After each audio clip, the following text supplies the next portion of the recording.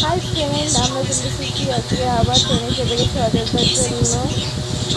তো চা দিতে এসে চা খেয়ে নিলাম, এবারে চিপস ছিল চিপস খেয়ে নিলাম, চিপস খেয়ে দিয়ে করে ট্রেনেতে বেরিয়ে গেলাম। একটু হাঁটতে হাঁটতে কত লোক দেখুন চারিদিকে, শুধু ঠাকুরের নাম করছে, জয় শ্রীরাম জয় শ্রীরাম জয় শ্রীরাম করছে।